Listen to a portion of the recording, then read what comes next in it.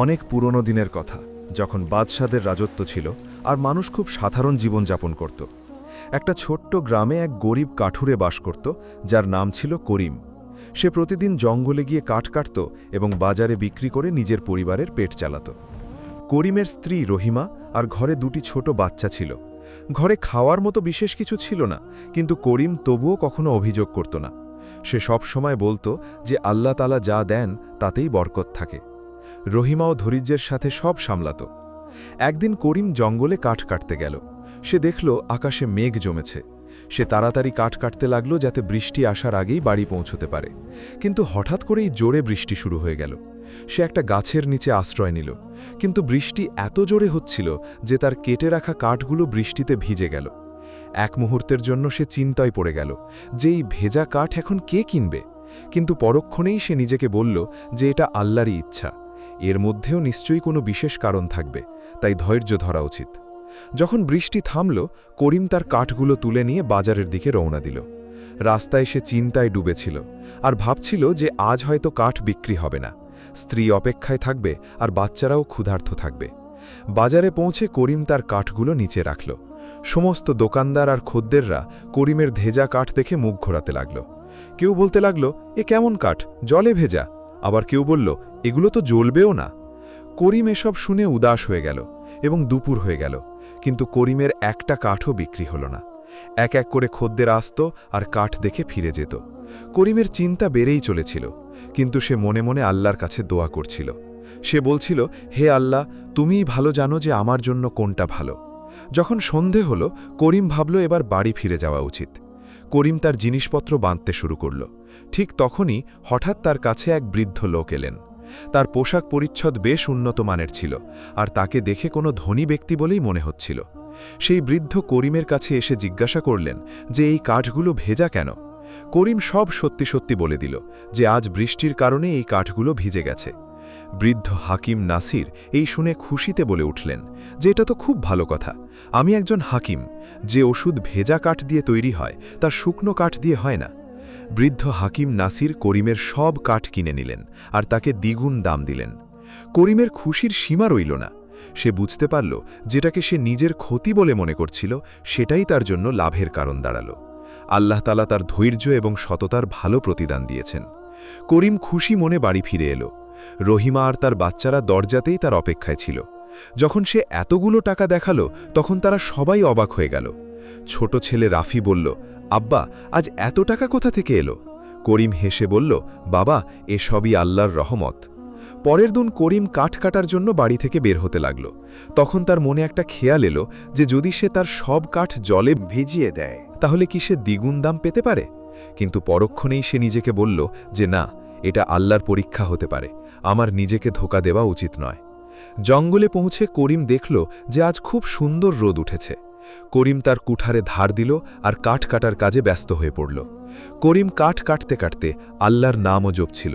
তার মাথায় হাকিম নাসিরের বলা কথাটা ঘুরছিল যে ভেজা কাঠের কি উপকার হয়। দুপুর হতেই করিম খাওয়ার জন্য একটা গাছের নিচে বসল। সে সবে খেতে বসেছিল, তখনই শুনল জঙ্গলে শোরগোল হচ্ছে আর কিছু লোক তার দিকে দৌড়ে আসছে। করিম সেই দৌড়ে আসা লোকেদের জিজ্ঞাসা করল, কি হয়েছে?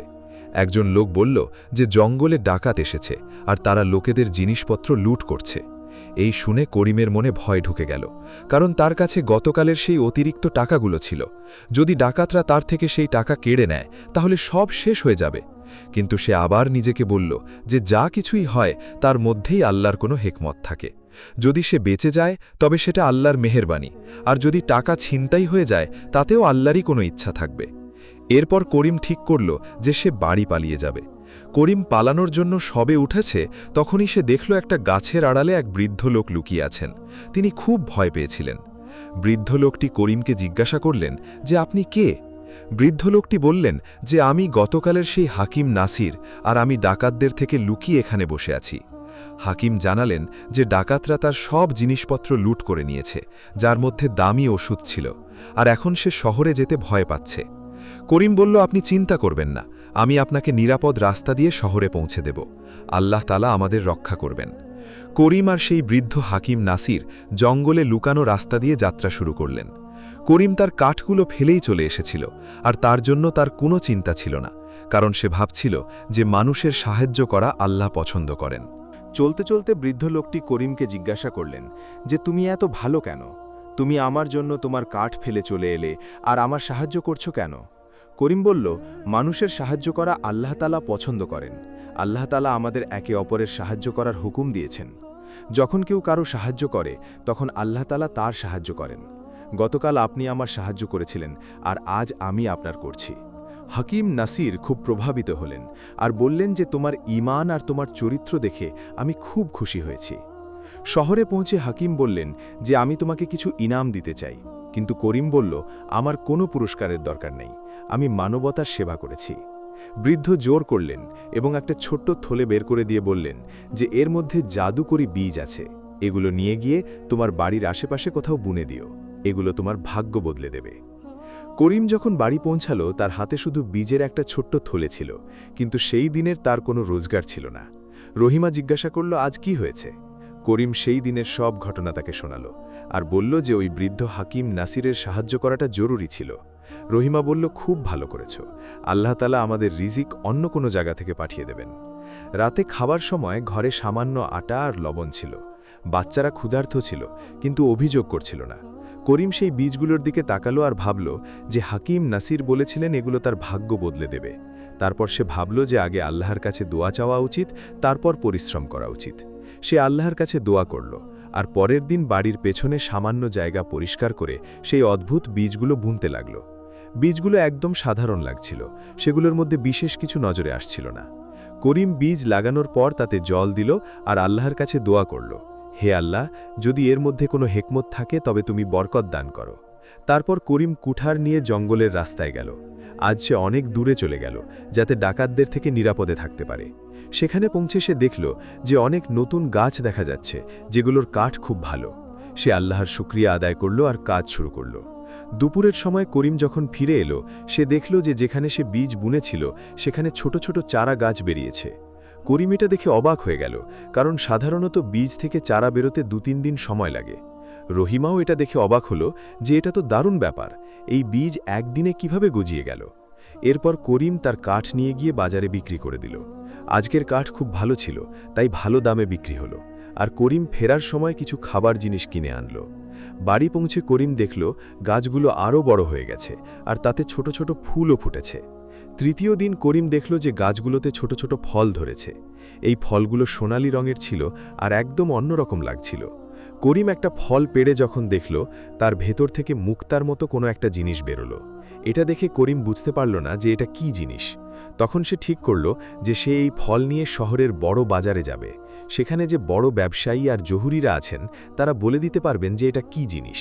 এরপর সে কিছু ফল পেড়ে একটা ঝোলায় রাখল আর রহিমাকে বলল যে আমি শহরে যাচ্ছি এই ফলগুলো বিক্রি করতে। করিম বাজারে পৌঁছে শহরের সবচেয়ে বড় জহুরিকে এই ফলগুলো দেখালো। জহুরি এটা দেখেই অবাক হয়ে গেলেন, এগুলো তো খুব দামি হিরে, এগুলো তুমি কোথায় পেলে? করিম জানালো যে এগুলো তার বাড়িতে গাছে ধরেছে। জহুরি বললেন, এটা তো খুব অদ্ভুত ব্যাপার, আমি এমন আগে কখনো দেখিনি। জহুরি করিমের সমস্ত হিরে কিনে নিলেন আর তাকে এত সম্পদ দিলেন যে করিমের খুশির কোনো সীমা ছিল না। ফিরে আসার সময় করিমের মনে আনন্দ আর বিস্ময় ছিল। সে বুঝতে পারল যে এটা তার ধৈর্য আর সততার পুরস্কার। কিন্তু তারপর তার মনে আরেকটা চিন্তা এলো যে হঠাৎ করে পাওয়া এই সম্পদ যেন তাকে সোজা রাস্তা থেকে সরিয়ে না দেয়। যখন করিম বাড়ি পৌঁছালো তার হাতে অনেক সম্পদ ছিল। রহিমা আর তার বাচ্চারা এটা দেখে অবাক হয়ে গেল। করিম জানালো যে ওই ফলগুলো আসলে দামি হিরে ছিল, কিন্তু সে বলল যে আমাদের এটা ভুলে গেলে চলবে না যে সবই আল্লাহর দেওয়া, কারণ সম্পদ মানুষকে অহংকারী বানিয়ে দেয়, আমাদের সতর্ক থাকতে হবে। পরের দিন এই খবর পুরো গ্রামে ছড়িয়ে পড়ল যে কাঠুরে করিম হঠাৎ ধনী হয়ে গেছে। লোকেরা তার বাড়িতে আসতে লাগলো আর নানা রকম প্রশ্ন করতে লাগলো। কেউ বলল যে সে গুপ্তধন পেয়েছে, কেউ বলল যে সে চুরি করেছে, কিন্তু করিম সবাইকে সত্যি সত্যি বলে দিল, কিন্তু লোকেরা বিশ্বাস করছিল না। গ্রামের জমিদার জাব্বার করিমের বাড়ি এলো আর ঈর্ষা ভরা দৃষ্টিতে করিমকে দেখতে লাগলো আর করিমকে বলল, করিম, তুমি এত টাকা কোথায় পেলে? নিশ্চয়ই তুমি কোনো খারাপ কাজ করেছো। কিন্তু করিম পরিষ্কার মন নিয়ে বলল যে এসবই আল্লাহর দেওয়া। কিন্তু জব্বার বিশ্বাস করল না আর বলল যে যদি এই গাছগুলো সত্যি হিরে দেয় তাহলে আমাকেও কিছু বীজ দাও। করিম বলল, আমার কাছে শুধু সেই বীজগুলোই ছিল যা হাকিম নাসির দিয়েছে। এই শুনে জব্বার রেগে গিয়ে বলল, তুমি মিথ্যে কথা বলছো, তুমি শুধু নিজেই ধনী হতে চাও। করিম এই শুনে খুব দুঃখ পেল যে লোকেরা তার কথাই বিশ্বাস করছে না। রাতে করিম যখন নামাজ পড়ে শেষ করল, তখন ঘরের বাইরে শোরগোল শুনতে পেল। কিছু লোক চিৎকার করছিল, আগুন লেগেছে। করিম ঘর থেকে বেরিয়ে দেখল যে কিছু ঘরে আগুন লেগে গেছে, আর জোরে হাওয়া চলার কারণে আগুন দ্রুত ছড়িয়ে পড়ছে। লোকেরা নিজেদের জিনিসপত্র বাঁচানোর জন্য ব্যস্ত ছিল। এটা দেখে করিম ঠিক করল যে সেই লোকেদের সাহায্য করবে। করিম নিজের টাকা দিয়ে জল আনার জন্য বড় পাত্র আনিয়ে দিল। যাদের ঘর পুড়ে গিয়েছিল, করিম তাদের নিজের ঘরে থাকতে দিল, আর রহিমা তাদের জন্য খাবার রান্না করল। আগুন নেভার পর করিম দেখল যে অনেকের ঘর পুড়ে গেছে। তাদের নতুন ঘর বানানোর জন্য টাকার দরকার ছিল। করিম কিছু না ভেবে হিরে থেকে পাওয়া সমস্ত টাকা তাদের মধ্যে বিলিয়ে দিল। জমিদার জব্বারও সেখানে উপস্থিত ছিল, আর করিমের এই দানশীলতা দেখে লজ্জিত হয়ে গিয়ে করিমকে বলল, করিম, আমি তোমার ওপর মিথ্যে অপবাদ করেছিলাম, আমাকে মাফ করে দাও। করিম বলল, কোনো ব্যাপার না, আল্লাহ তাআলা আমাদের সবাইকে মাফ করুন। জব্বার জিজ্ঞাসা করল, তুমি তোমার সব টাকা লোকেদের মধ্যে কেন বিলিয়ে দিলে? করিম বলল, আল্লাহ যখন দেন তখন তিনি হিসাব ছাড়াই দেন, আমাদেরও লোকেদের সাহায্য করা উচিত। পরের দিন করিম দেখল যে তার সেই গাছগুলো মরে গেছে, যেখানে আগে ফল ধরত। এখন সেখানে কিছুই ছিল না। রহিমা জিজ্ঞাসা করল, কি আফসোস হচ্ছে? করিম বলল, একদমই নয়। আল্লাহ আমাকে সেই সম্পদ এই জন্যই দিয়েছিলেন যাতে আমি লোকেদের সাহায্য করতে পারি। উদ্দেশ্য পূরণ হয়ে গেছে, তাই এগুলোও শেষ হয়ে গেছে। এখন করিম আবার সেই গরিব কাঠুরে হয়ে গেল, কিন্তু তার মনে এক অদ্ভুত শান্তি ছিল। পুরো গ্রামের লোক তাকে সম্মানের চোখে দেখত, আর গ্রামের সব বাচ্চারা তার কাছে এসে বলতো, চাচা, তুমি আমাদের অনেক সাহায্য করেছ। করিম বুঝতে পেরেছিল যে আসল সম্পদ হল মানুষের মনের ভালোবাসা আর আল্লাহর সন্তুষ্টি। এরপর অনেক মাস কেটে গেল, আর করিম তার পুরনো জীবনে ফিরে এলো। করিম জঙ্গলে যেত আর কাঠ কেটে নিয়ে আসত, আর এখন গ্রামের সব লোক তাকে খুব সম্মান করত। যখনই কেউ কোনো সমস্যায় পড়ত, সে করিমের কাছে সাহায্য চাইত, আর করিম খুশি মনে তার সাহায্য করত। একদিন করিম জঙ্গল থেকে কাঠ কেটে ফিরছিল, তখন সে কারো আওয়াজ শুনতে পেল। যখন সে আওয়াজের দিকে গিয়ে দেখল, একটা কুয়ার মধ্যে একজন লোক পড়ে গিয়েছিল। তার আওয়াজ খুব ভয়ার্ত শোনাচ্ছিল। করিম তার দড়ি বের করল, আর কিছু না ভেবেই কুয়ার মধ্যে নেমে পড়ল, যাতে সেই যুবক ছেলেটিকে বাঁচাতে পারে। কুয়ার জল খুব ঠান্ডা ছিল।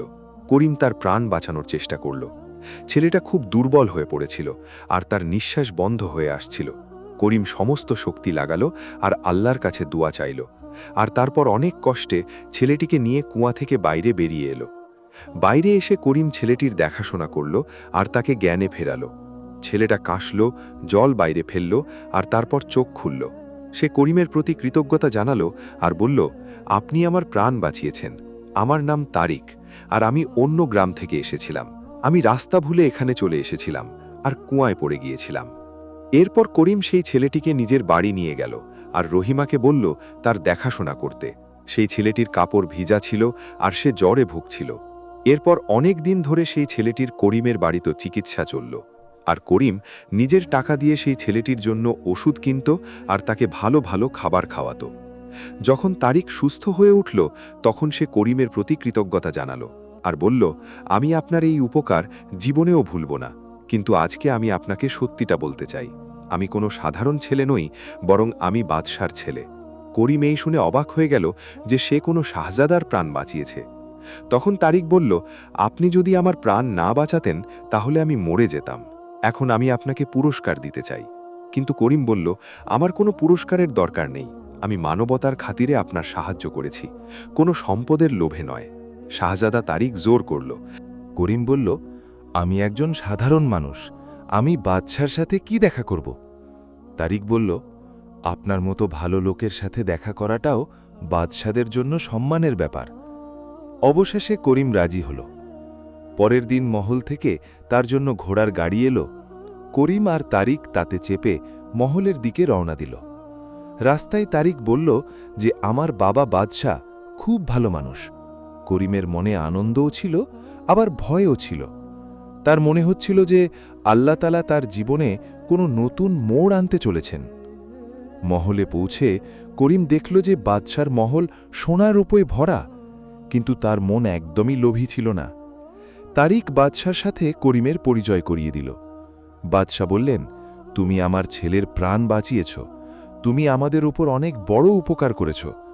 বলো, তোমার কি চাই? সোনা, জমি, নাকি আমার দরবারে কোনো বড় পদ? করিম খুব শান্তভাবে বলল, বাদশা, আমি এসব আল্লাহর সন্তুষ্টির জন্য করেছি, কোনো পুরস্কারের লোভে নয়। বাদশা করিমের কথায় খুব প্রভাবিত হলেন। বাদশা বললেন, এমন ভালো লোক খুব কমই হয়, কিন্তু আমি তোমাকে খালি হাতে যেতে দেব না। তখন করিম বলল, আপনি যদি সত্যিই কিছু করতে চান তাহলে আমার গ্রামে একটা জলের কুয়ো খুঁড়ে দিন, ওখানকার লোকেরা জলের জন্য খুব কষ্ট পায়। বাদশা এই শুনে তৎক্ষণাৎ হুকুম দিলেন যে শুধু একটা নয়, বরং তিনটে জলের কুয়ো খোঁড়া হোক, আর তার সাথে মসজিদ আর বাচ্চাদের জন্য মাদ্রাসা তৈরি করা হোক। করিমের চোখে খুশির জল এসে গেল, আর সাথে বাদশা একটা ছোট সিন্দুক করিমকে দিলেন আর বললেন, এটা বাড়ি গিয়ে খুলবে। করিম বাড়ি গিয়ে সেটা খুলল। সিন্দুকে কিছু সম্পদ আর একটা চিঠি ছিল। চিঠিতে লেখা ছিল, এটা তোমার প্রয়োজনের জন্য। পরের দিন দরজায় টোকা পড়ল। করিম দরজা খুলল তো দেখল দরজায় সেই বৃদ্ধ হাকিম নাসির দাঁড়িয়ে আছেন, যিনি তাকে জাদুকরি বীজ দিয়েছিলেন। তিনি বলতে লাগলেন, করিম, তুমি প্রত্যেক পরীক্ষায় সফল হয়েছ। আমি প্রথমে তোমাকে সম্পদ দিয়ে পরীক্ষা করেছি, আর তারপর বিপদে। তুমি না স্বার্থপরতা দেখিয়েছ আর না লোভ করেছ। এখন আল্লাহ তোমাকে সব সময়ের জন্য বরকত দেবেন। এই বলে হাকিম নাসির অদৃশ্য হয়ে গেলেন। সেই দিনের পর থেকে করিমের প্রত্যেক পরিশ্রমে বরকত হতে লাগল, আর গ্রামের লোকেরা তাকে আরও বেশি ভালোবাসতে শুরু করল। আর যখনই কেউ তাকে তার সফলতার কারণ জিজ্ঞাসা করত, সে বলতো, শুধু আল্লাহর ওপর ভরসা রাখো, ধৈর্য ধরো, আর লোকেদের সাহায্য করতে থাকো। আল্লাহ নিজের বান্দাদের কখনো একা ছাড়েন না।